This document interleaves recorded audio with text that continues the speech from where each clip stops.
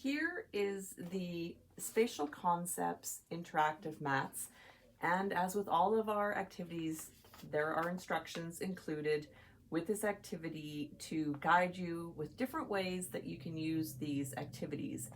And we have 4 sets of these interactive mats.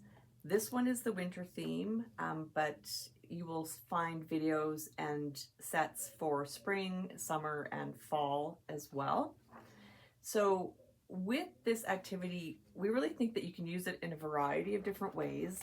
We've set it up as just pages, loose pages, so that if you want to choose a certain page, you can. So this set has snowman pages, penguin pages, and reindeer.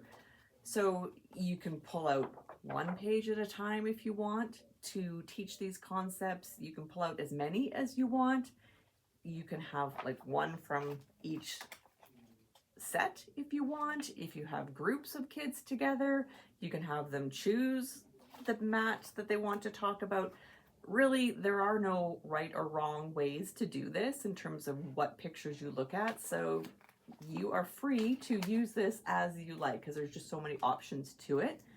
So for example, if you pull out this mat, and this is the one you're going to talk about, if you're focusing more on a receptive language activity, you may have to do a lot of teaching at first because the child may not know the concept of next to or on top or behind. So as always, we're wanting to teach the concept first before we expect them to actually do anything with it. So it might be as simple as just having all the pictures off to the side and you're just matching the picture to the other picture, and then you're talking about, oh look, the snowman is behind, he's behind the line.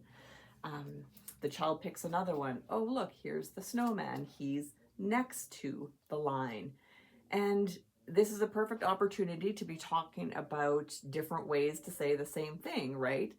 Sometimes we can say next to, some people might say beside. So it just really offers a lot of conversation about different ways to talk about the pictures. So you might want to start just with that, making sure that they can match the pictures, they know what these concepts are, and then once you feel confident that they know what these are, we can move to them then being able to answer the question of where is the snowman? So you will pose the question, where is the snowman? And at first, the child might only be able to point at the picture. So maybe he's pointing at the picture of on top of. And this actually might be kind of tricky because this picture does not exactly match this, right? Like they're not on top of a line, they're on top of a snowflake. So that might throw the kids off. So you're going to have to do some teaching of on top of the line, on top of the snowflake. So just be aware of that. But like I said, at first, maybe the child is only capable of pointing at the picture that goes with the bigger picture. That's great. If they're at, say, a one-word level, they might be able to match, but then they just say top.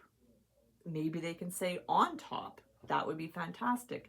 But gradually you would want to extend that sentence for them to be able to say on top of snowflake, and then on top of the snowflake.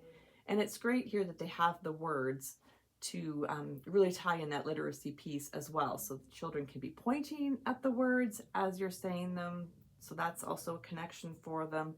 And eventually, once the child has done this activity a lot, maybe they can actually help you just recall the sentence. They've memorized the sentence of the book and it's like, where is the snowman? And they can say, where is the snowman on top of the snowflake? Like that would be an ideal goal to work on if the child is at that level, right? So if you have any questions at all about what level the child should be working at, always reach out to the SLP and we can guide you. But there's lots of opportunity for this to be just a vocabulary building activity, if that's all it is, and you're just talking about snowman and snowflake and scarf and hat and sticks, and you're just talking about the different concepts. That's fantastic. That's a great starting point.